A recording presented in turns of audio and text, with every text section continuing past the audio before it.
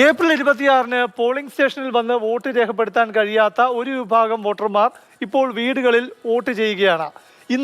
ഇന്ന് അതായത് ഏപ്രിൽ 22-ാം തീയതി വരെയാണ് വീടുകളിൽ വോട്ട് ചെയ്യാൻ തെരഞ്ഞെടുപ്പ് കമ്മീഷൻ അനുമതി നൽകിയിട്ടുള്ളത്. വീട്ടിൽ വോട്ട് ചെയ്യുന്നത് ആരെല്ലാമാണ്? 85 വയസ്സ് പിന്നിട്ട വോട്ടർമാർക്കാണ് വീടുകളിൽ വോട്ട് ചെയ്യാൻ അനുമതിയുള്ളത്. 40% മുകളിൽ ഭിന്നശേഷിയുള്ളവർക്കും ഈ അനുമതിയുണ്ട്. ഇതിന് പ്രത്യേക അപേക്ഷ നൽകണം. 12D പ്രകാരമുള്ള അപേക്ഷ നൽകിയവർക്കാണ് വീടുകളിൽ വോട്ട് ചെയ്യാൻ അനുമതിയുള്ളത്. ആബ്സെൻറ്റീസ് വിഭാഗത്തിലാണ് ഈ വോട്ടർമാരെ ഉൾപ്പെടുത്തിയിരിക്കുന്നത്. വീടുകളിൽ സ്പെഷ്യൽ പോളിംഗ് ടീമുകൾ എത്തും. അങ്ങനെയാണ് ഈ വോട്ടിംഗ് പ്രക്രിയ നടക്കുന്നത്. അതെങ്ങനെയാണെന്ന് നമുക്ക് നോക്കാം. വോട്ട് ചെയ്യിക്കാൻ വീട്ടിൽ വരുന്നവരാരൊക്കെ? ഒരു പോളിംഗ് ഓഫീസർ, ഒരു micro observer, polling assistant, police ഉദ്യോഗസ്ഥൻ, ഒരു വീഡിയോഗ്രാഫർ, ഇവരടങ്ങിയ ഒരു സംഘമാണ് വീടുകളിൽ വന്ന് വോട്ട് രേഖപ്പെടുത്തുന്നത്.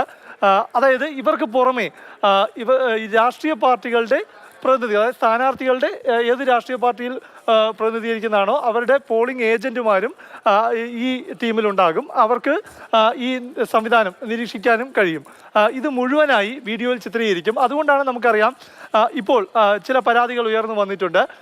അതായത് ഈ വരുന്ന സംഘത്തിൽപ്പെട്ട പോളിംഗ് ഏജന്റുമാർ ചിലർ ഇവർക്ക് കിടപ്പ് രോഗികളാണെങ്കിൽ അവർക്ക് വേണ്ടി വോട്ട് ചെയ്യുന്നു എന്ന പരാതി, അത് തെളിവടക്കം പുറത്തു വന്നിട്ടുമുണ്ട്. ഏതായാലും വോട്ടെടുപ്പ് എങ്ങനെയാണ്, ഈ പ്രൊസീജിയർ എങ്ങനെയാണ് നടക്കുന്നത് നമുക്ക് നോക്കാം.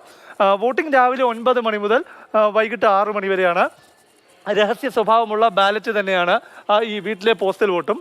രേഖപ്പെടുത്തിയ ബാലറ്റുകൾ സീൽ ചെയ്യും. അതിനുശേഷം മെറ്റൽ ബോക്സുകളിൽ ശേഖരിക്കും. ഇതിനുശേഷം അതേ ദിവസം തന്നെ, എന്നാണോ ഈ വോട്ടിംഗ് നടക്കുന്നത് അതേ ദിവസം തന്നെ പോലീസ് സുരക്ഷയിൽ ഈ സീൽ ചെയ്ത ബാലറ്റ് ബോക്സ് വരണാധികാരിക്ക് കൈമാറും.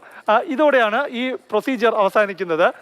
അതിനുശേഷം ഈ ശേഖരിച്ച വോട്ട് അടങ്ങിയ ഈ ബാലറ്റ് ബോക്സ് കളക്ടറേറ്റിലെ സ്ട്രോങ് റൂമിലേക്ക് മാറ്റും.